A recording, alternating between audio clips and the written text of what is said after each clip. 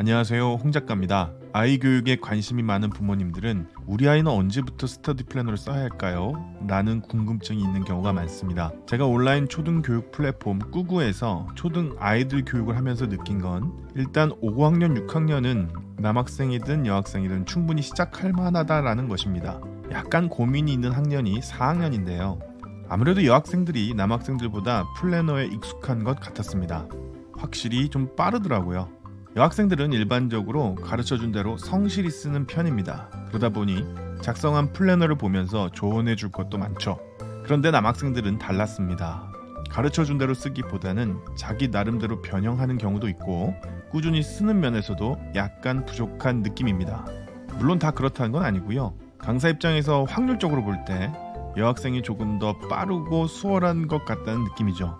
저는 이 현상을 우열의 개념이 아닌 다름의 개념으로 이해했습니다. 나중에 MBTI와 플래너를 결합하는 이야기를 할 때 좀 더 깊이 말씀드리겠지만 일단 제 경험상 남학생은 5학년부터 여학생은 4학년부터가 어떨까 싶었습니다. 물론 남녀 불문하고 2, 3학년에 시작해도 충분한 학생들이 종종 있습니다. 우리 아이는 좀 더 빨리 시작해도 되는지 여부는 부모님들께서 좀 더 관찰해 보시고 판단하시면 좋을 것 같은데요. 일단 스터디 플래너가 무엇인지 정확히 알고 있는 수준이라면 한번 해볼만 할 수도 있습니다.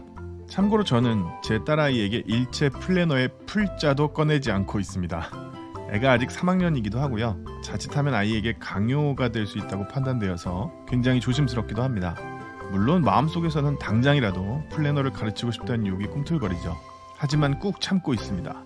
아이를 충분히 관찰하면서 어떤 특성이 있는지 파악하는 게 우선이라는 생각이 들었기 때문인데요. 저랑 굉장히 비슷한 면도 있고 다른 점도 분명히 있었습니다. 진짜 별걸 다 담더라고요. 그래서 일단 3학년까지는 두고 보자는 마음이고요. 물론 본인이 강력하게 원한다면 언제든지 가르칠 준비는 되어 있습니다. 오늘도 제 개인적 의견이 포함되어 있으니 참고 부탁드리면서 그럼 시작하도록 하겠습니다. 혹시 어려서 이런 말 들어본 적 있으신가요? 넌 왜 이렇게 집중을 못하니? 왜 이렇게 산만하니? 이런 것 같은 공부와 관련된 말들 같은 것입니다. 저는 부모님께 참 많이 들었죠. 그렇다고 제가 막 떠들거나 과격하게 활동하는 그런 스타일은 아니었고요. 착한 모범생에 가까웠습니다. 다만 책상에 앉으면 책상 정리부터 하고 계획을 세우느라 정작 공부할 시간은 늘 부족했죠. 제 유형이 1번 유형이거든요. 저는 날개는 2번을 사용하고 하위 유형은 성적 본능을 가지고 있습니다. 정확히 1W2SX죠. 애니어그램을 조금 더 공부하면 이렇게 날개의 하위 유형까지 알았을 때 대략 어떤 사람인지 어렵지 않게 느낄 수 있더라고요. 사실 저는 스스로를 5번이라고 생각했었습니다. 생각이 참 많았거든요. 실제 제 애니어그램 검사 결과를 봐도 5번 유형과 1점 차이밖에 나지 않습니다. 그러나 생각할수록 제가 1번이라는 것을 인정할 수밖에 없는 기억들이 많더라고요. 반면 제 동생은 저랑 반대입니다. 책상에 앉는 즉시 공부하고 TV도 딱 볼 것만 보고 들어가서 또 공부하는 스타일이죠. 마치 공부하는 기계 같았습니다. 중고등학교 성적도 늘 최상위권이었고 대학도 명문대학을 졸업했거든요. 제 동생이 몇 번 유형인지는 지금도 알 수는 없지만 부모님은 늘 말씀하셨습니다. 저 둘 성격을 반반 섞으면 참 이상적일 텐데 라고 말이죠. 하지만 저는 확신했었습니다. 머리는 분명히 내가 더 좋다는 거죠. 물론 제 동생은 극렬히 부인할 것 같지만요. 애니어그램에서는 어떤 유형이 공부를 잘한다는 말을 하지 않습니다. 그건 MBTI도 마찬가지인데요. MBTI 공부혁명 저자 박정훈 작가는 조사해보니 명문대에서 어떤 특정 유형이 두드러지는 게 더 많은 건 아니다를 확인했다고 합니다. 놀라운 결과였습니다. 다만 애니어그램의 하모닉 유형들을 염두에 두고 판단해 볼 때 1번, 3번, 5번이 공부를 잘하는 유형에 가깝지 않을까 추측할 수 있긴 한데요. 만약 그렇다 할지라도 공부 잘하는 유형으로 만들기 위해 사람을 개조할 수는 없다고 생각했습니다. 성격이란 게 하루아침에 만들어진 것도 아니고 이루 말 못할 수많은 이유로 그렇게 된 것이기 때문이죠. 하모닉 유형에 대해서는 후에 설명하는 걸로 하고요. 어쨌든 유형에 상관없이 공부는 잘할 수도 있고 못할 수도 있다고 판단됩니다. 그래서 공부라는 것은 어떤 특정한 기술일 수도 있겠구나 싶더라고요. 앞선 영상들에서 제가 1에서 9번 유형의 플래닝 스타일을 분석하면서 시청자분들이 유형별로 좋아하는 스타일로만 플래너를 쓰면 원하는 목표를 달성할 때 불리하지 않겠냐라는 걱정을 하실 수 있다고 생각했고 저도 동의했습니다. 그렇다면 원하는 목표를 달성하기 위한 가장 중요한 기질은 무엇인가 고민해봤죠. 즉 유형과 상관없이 공통적으로 어떤 기질을 가지고 있어야 좋겠냐는 겁니다. 그걸 키워줘야 할 테니까요. 우선 스터디 플래너 측면으로 고려해봤을 때 공부를 잘하기 위해서는 본능 영역을 잘 써야 될까 생각이 들었습니다. 단순하게 생각했을 때 그 영역이 가장 유리할 것 같았기 때문이죠. 실제로 시중에 나온 모든 스터디 플래너들은 하나같이 시간 표시 영역이 있습니다. 거기에 내가 무슨 과목을 몇 시부터 몇 시까지 공부할 것이고 완료를 했냐 안 했냐 이렇게 표시하게끔 되어 있죠. 그러나 이런 시간 기록만 강조할 경우 대표적으로 4번, 5번, 9번은 죽어납니다. 본능 영역이 예비 엔진으로 빠진 그들에겐 그런 기록들이 전혀 매력적이지 않기 때문이죠. 왜 이딴 걸 쓰나는 생각이 강합니다. 그 와중에 스터디 플래너 검사까지 한다면 그들의 스트레스는 점점 더 늘어나겠죠. 참 어렵더라고요. 도대체 그 기질이 무엇일까? 그렇게 계속 고민하다가 궁여지책으로 종교 분야까지 생각을 넓히게 되었는데요. 왜냐하면 종교는 유형에 상관없이 모든 사람들의 행복을 말하기 때문이었고 혹시 지푸라기라도 잡을 수 있을까 하는 마지막 기대였습니다. 그러다가 우연히 성경에서 아주 작은 실마리를 잡을 수 있었는데요. 지금 종교 이야기를 하는 건 아니고요. 성경을 오래전부터 내려온 경전의 하나라는 측면에서 이해해 주시면 좋을 것 같습니다.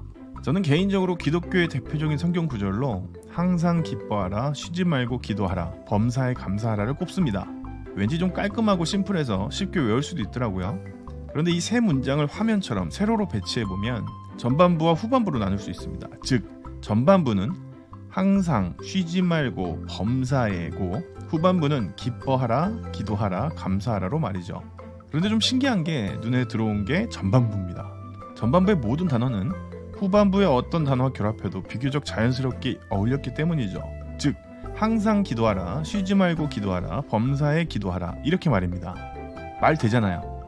그렇다면 저 문장에서 강조하고 있는 포인트는 어쩌면 기뻐하라, 기도하라, 감사하라 보단 항상 쉬지 말고 범사가 아니겠는가 하는 의심이 번쩍 드는 겁니다. 즉 제가 말씀드렸던 애니어그램의 엔진 이론으로 따져보면 전반부가 주 엔진, 후반부가 보조 엔진의 개념으로도 볼 수 있는 게 아닐까 생각이 드는 거예요. 그래서 항상 쉬지 말고 범사를 하나의 단어로 갈무리한다면 무슨 단어가 적합하겠는가 싶더군요. 저는 꾸준히가 떠올랐습니다. 이 외에도 한결같이, 변함없이 이런 단어들이 떠오르더라고요. 여기까지 생각했을 때 바로 이어서 무릎을 탁 치게 하는 깨달음이 또 왔습니다. 모든 사람에게는 이미 꾸준함이 장착되어 있더라고요. 즉 먹고 자고 싸는 것은 누가 시키지 않아도 우리가 매일 꾸준히 하는 활동이었습니다. 기본 세팅값이란 거죠. 컴퓨터로 따지면 윈도우즈라고나 할까요? 즉 살아있는 생명체들은 천부적으로 먹고 자고 싸는 것이 장착되어 있는 거란 거죠. 사실 저 세 가지가 생명을 유지시키는 데 필수적인 요소들이잖아요. 신은 사람을 만들 때 생명을 유지시키는 꾸준함은 기본으로 장착해 주었구나 싶었습니다. 바꿔 말하면 꾸준함이란 녀석은 생명을 유지시킬 정도로 막강한 힘을 가지고 있다는 거죠. 만약 먹고 자고 싸는 것이 후천적 훈련으로 만들어야 할 것들이었다면 남아있는 인간은 몇 안 되었겠구나 싶은 생각이 들면서 감사해지더라고요. 여기서 공부를 하는 녀석은 후천적 꾸준함에 들어가겠구나 생각이 들었습니다. 공부 못한다고 죽진 않으니까요. 물론 극히 일부는 선천적으로 공부를 잘하는 꾸준함 유전자를 타고나는 경우도 있지만 대부분의 사람들은 결심하고 훈련해야 하는 후천적 꾸준함인 거죠. 그런데 또 그 순간 애니어그램 도형이 제게 뭔가를 말하고 있는 것 같았습니다. 이미 모든 사람은 꾸준히 집중하고 있다는 거죠. 어떤 사람은 꾸준히 완벽을 꿈꾸고 있습니다.